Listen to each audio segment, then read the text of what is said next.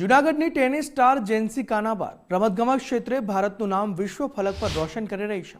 Gen Z આવતીકાલે Kazakhstan ખાતે યોજાનારી અંડર 16 જુનિયર બિલિઝિંગ કિંગ કપ ટુર્નામેન્ટમાં ભારતીય ટીમનું પ્રતિનિધિત્વ કરવા જઈ રહી છે.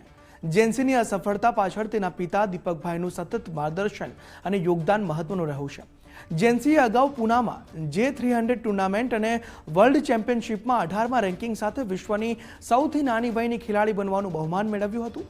એટલું જ નહીં, દિલ્હીમાં રમાયેલી W15 ટુર્નામેન્ટની સેમીફાઇનલમાં પહોંચનારી પણ તે સૌથી નાની વયની ખેલાડી હતી. હવે આંતરરાષ્ટ્રીય સ્તરે કઝાકિસ્તાન ખાતે યોજાનાર કપમાં જેન્સી પોતાની પ્રતિભા બતાવશે. જેન્સીની આ સિદ્ધિથી જૂનાગઢ સહિત સમગ્ર ગુજરાતમાં આનંદની લહેર પ્રસરી ગઈ છે. આગામી ટુર્નામેન્ટમાં જેન્સી શ્રેષ્ઠ પ્રદર્શન કરી ભારતને ગૌરવ અપાવશે તેવી આશા વ્યક્ત કરવામાં આવી રહી છે.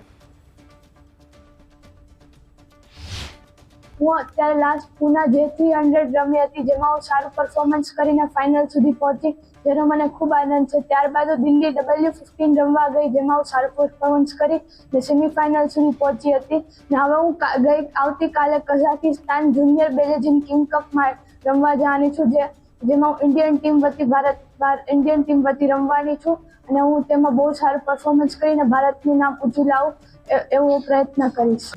ગુજરાત સ્ટેટ ટેનિસ એસોસિએશન, ખેલો ઇન્ડિયા અને SAG અને SAI સ્પોર્ટ્સ ઓથોરિટી ઇન્ડિયા અને સ્પોર્ટ્સ ઓથોરિટી ગુજરાત એ બધાય પણ જેન્સીને પગલે મદદ કરતા હોય છે. જેન્સીની વાત કરું અંડર 14માં ઇન્ડિયા નંબર 1, એશિયા નંબર 1 હતું. અત્યારે અંડર 16માં ઇન્ડિયા અને એશિયા બંનેમાં નંબર 1 કરે છે અને વર્લ્ડમાં અંડર 18માં 178માં નંબરની ટેનિસ કરે છે, જે વર્લ્ડની સેકન્ડ યંગેસ્ટ પ્લેયર કહેવાય અને માત્ર 5 ટુર્નામેન્ટ રમી ત્યાં સુધી પહોંચી છે.